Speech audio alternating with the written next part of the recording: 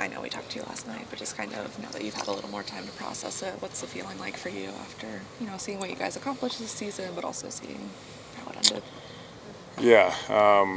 Again, I kind of want to reiterate what I said last night. I think it's easy to be all happy and praise the Lord in the good times, but I want to give all the glory to Jesus, man. He's the reason I'm here, and I got so much gratitude for this building and everybody in here that makes this team so special for this whole city. There's truly nowhere else I'd rather be. So to Jesus goes all the glory. And I really just am grateful for the season that we had. Obviously not the result we wanted. Lots of heartbreak, lots of sad emotions just coming up short.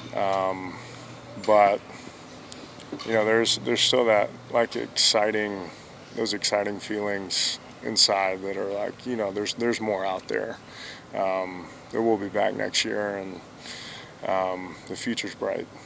Is that something, as a leader on this team, are you reminding other guys that right now, or how do you kind of let other guys process it? Yeah, absolutely. I think every guy's different. Every guy needs, different amounts of space or time to get through these feelings that, you work your whole year for, really your whole life as a football player, works for these moments. So to come up short, it sucks. Like, there's just no better way to put it. It sucks, but we know that life goes on. The sun came up this morning. Life's not over. There's brighter things in the future. And if there's one thing I've learned in my life is that God's plan's always perfect. There's going to be ups, there's going to be downs. But I've learned a lot more in my life from the hard moments than I have from the good moments. So there's always a silver lining, even if you can't see it right now. There's a lot of good learning opportunities, and I think relying on that, knowing that the Lord has a perfect plan, that's something I really got to lean into, that I try to remind the guys of as well. Dawson, what will you remember most about this season? The fun that we had. This team was so special, so fun to be a part of, and I think that's the hardest part of every season coming to an end, is knowing that it's not going to be the same. There's going to be different guys in the locker room. Some coaches might be different. So knowing just the good times we had together, not necessarily even on the field or in the locker room, but hanging out outside the building, hanging out at each other's houses, going to dinners. Those are the moments I'll cherish forever. So I think those moments of just the camaraderie, of the chemistry this team has, that's something I'll always hold close to my heart. You talked about learning from a loss last night. What do you think the team will learn? What do you hope they will learn and take into next season from last night? Football can easily be turned into a results-driven business. But I learned that this team is special. It's resilient. And the mindset I think we've had all year is the same mindset we want to have next year, especially as an offense. Just the unselfish mentality that so many of our guys had, celebrating with other guys when they made big plays, and then having everybody celebrate with you in a big moment. Those are things we want to continue to build on. So I don't think we need to change anything. The Chiefs have an incredible team. They are well coached. They have great players all over the field, and they made some good plays. So I don't think we need to necessarily go and reinvent the wheel. But there's a lot of amazing, incredible things about this team that will carry over to next year. What does it mean for you guys to have Joe Brady back?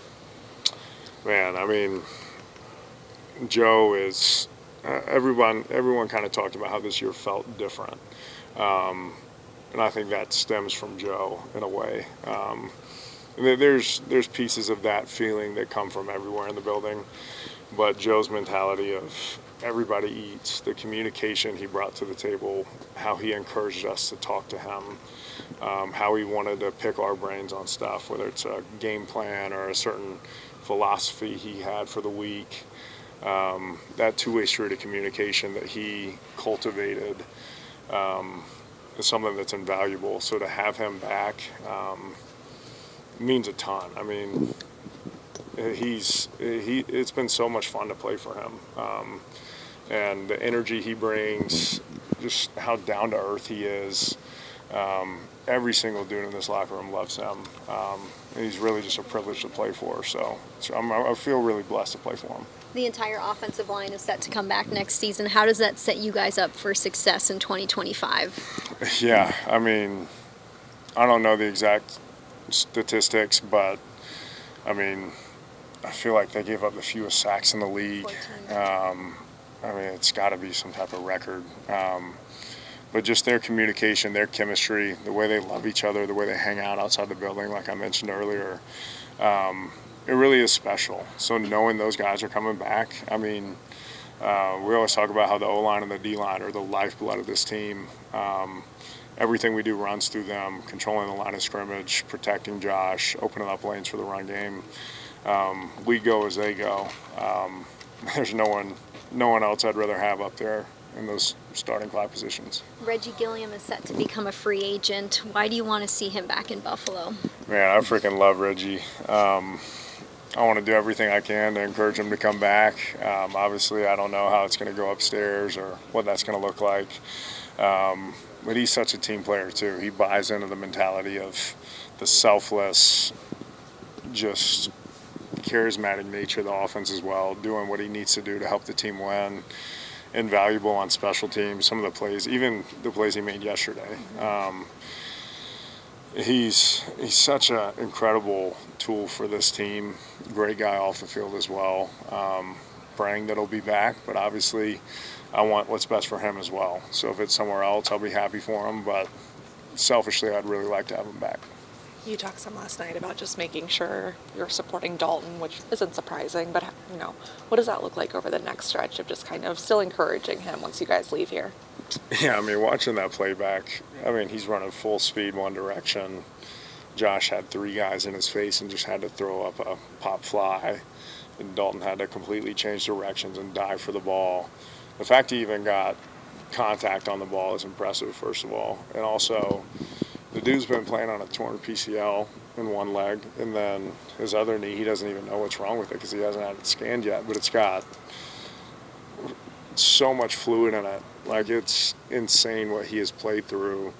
The selfless nature it takes to be able to put your body on the line for your team, even when you got a torn PCL in one knee and the other knee doesn't even know what's wrong with it, but it's messed up too. But the ability that he has, what he brings to this offense, I told him, like, we wouldn't have even been in that game if he wasn't on this team. What he brings to this offense, the incredible weapon he is. Like, I don't know if we would have won the division without him. I don't know if we would have made the playoffs without him.